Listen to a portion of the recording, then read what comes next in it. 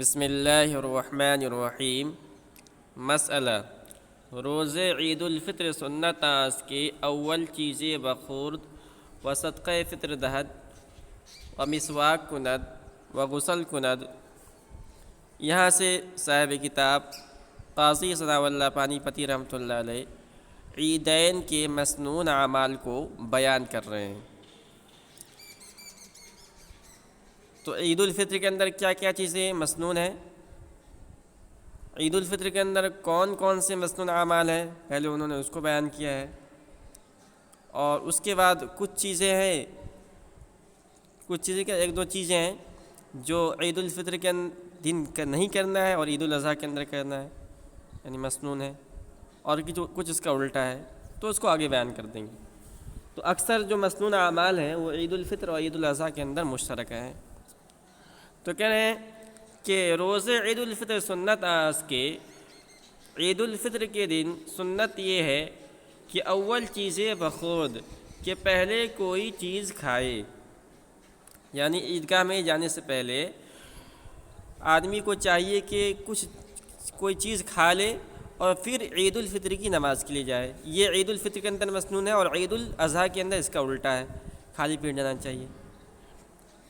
و صدقہ فطر دہد، اور صدقہ فطر دینا چاہیے۔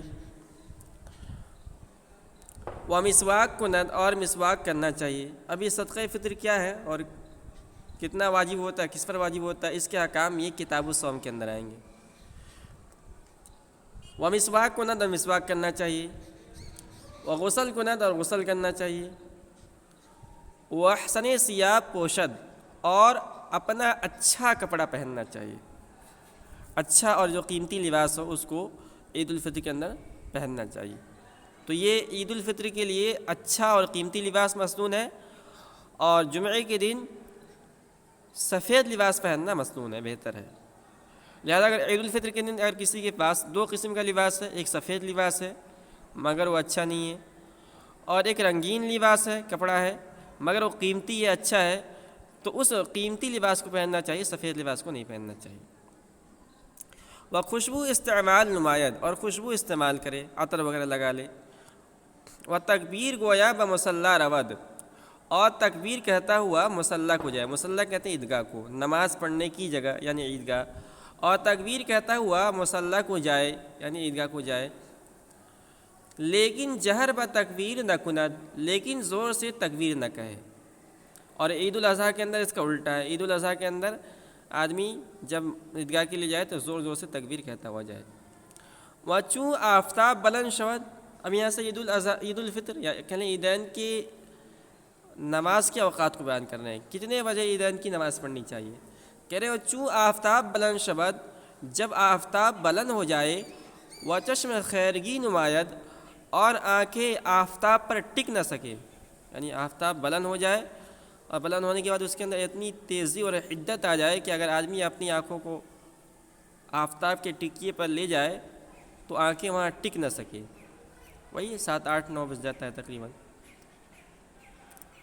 ازا وقت تا پیش از زوال وقت نماز عیدین است، تو اس وقت سے لے کے زوال سے پہلے پہلے عیدین کے نماز کا وقت ہے، تو اس وقت ابتدا ہے اور زوال سے پہلے پہلے انتہا ہے، اگر کوئی عذر ہو تو زوال سے پہلے تک پڑھ لے۔ وچوں نماز عید خانت بعد تحریمہ، دو رکعت اولا سے تکبیر زوائد گوید۔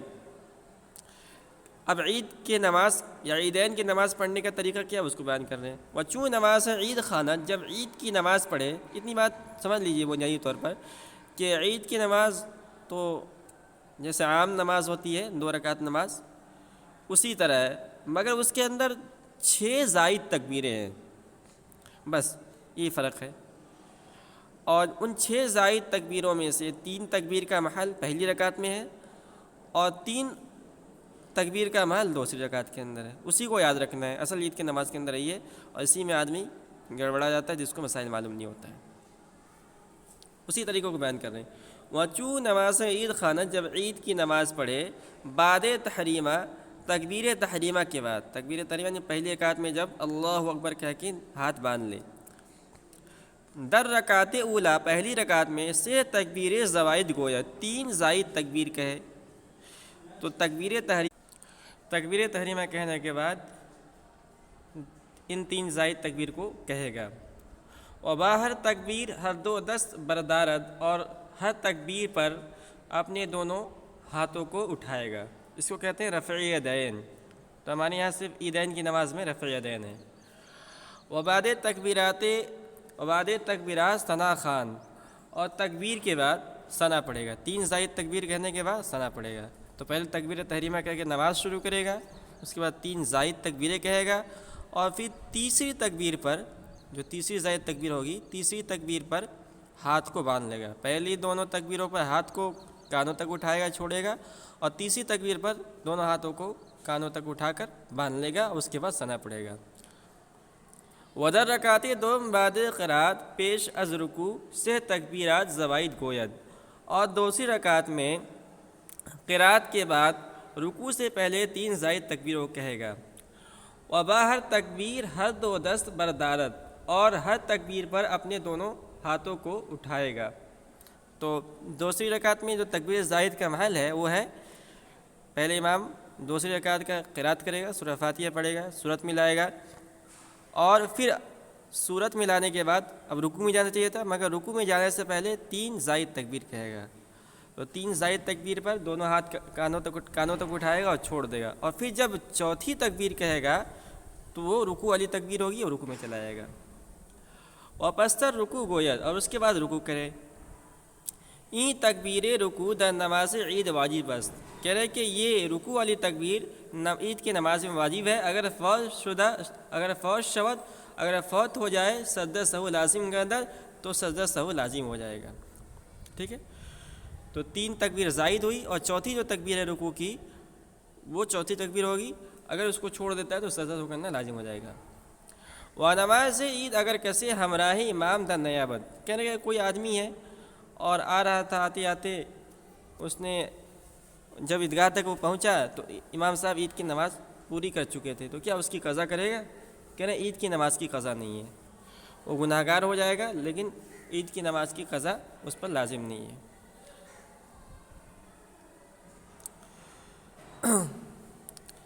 کہہ رہے ہیں کہ کیسے و نماز عید اگر کسی ہمراہی امام در نیابت, اور عید کی نماز کسی کو امام کے ساتھ نہیں ملا, آرا قضا نیست, تو اس کی قضا نہیں ہے. وہ اگر بعذر نماز عید الفطر از امام و قوم فشد, اور اگر کسی عذر سے لوگوں اور امام سے اور لوگوں سے عید کی نماز فوت ہو گئی, روزے دوم ادا کنن, تو دوسرے روز ادا کرے گا. کوئی عذر مثال کے طور پہلے دن یعنی 1 شوال کو بہت تیز بارش ہو رہی تھی, نماز پڑھنا ممکن ہی نہیں تھا, یا کوئی اور ہو گیا, ماحول خراب ہو گیا, دنگا فساد ہو گیا, اور اس دن عید کی نماز پڑھنا ممکن نہیں تھا, تو کیا کریں گے؟ کہہ رہے 2 شوال کو روزے دوم دوسرے دن ادا کنن ادا کریں گے. بعد ازاں, تو کہہ رہے کہ فوت روزے دوم ادا کنن بعد ازاں, تو دوسرے دن ادا کریں گے اس کے بعد. اب ہمارے نسخے میں تو یہ بعد ازاں, اس کا ترجمہ تو یہ ہوگا اس کے بعد, اور اکثر نسخوں کے اندر نہ بعد ازاں, تو اس کا مطلب ہوگا نہ کہ اس کے بعد. یعنی عید الفطر کی نماز اگر 1 شوال کو آدمی نہیں پڑھ سکا تو 2 شوال کو پڑھے گا. اگر 2 شوال کو بھی کسی عذر سے نہیں پڑھے گا تو وہ نماز ساقط ہو جائے گی. 3 شوال کو اس نماز کو نہیں پڑھ سکتے ہیں. ٹھیک ہے, لیکن عید الاضحیٰ میں اس کا الٹ ہے. و عید الاضحیٰ را تاخیر تا 12 جائز است, اور عید الاضحیٰ میں 12 ذی الحجہ تک تاخیر جائز ہے. تو عید الاضحیٰ میں 10 کو بھی پڑھ سکتے ہیں, 11 کو بھی پڑھ سکتے ہیں, کوئی عذر ہو جائے, اور کوئی عذر ہو تو 12 تک پڑھ سکتے ہیں, اور عید الفطر کے اندر صرف 1 دن کی گنجائش ہے.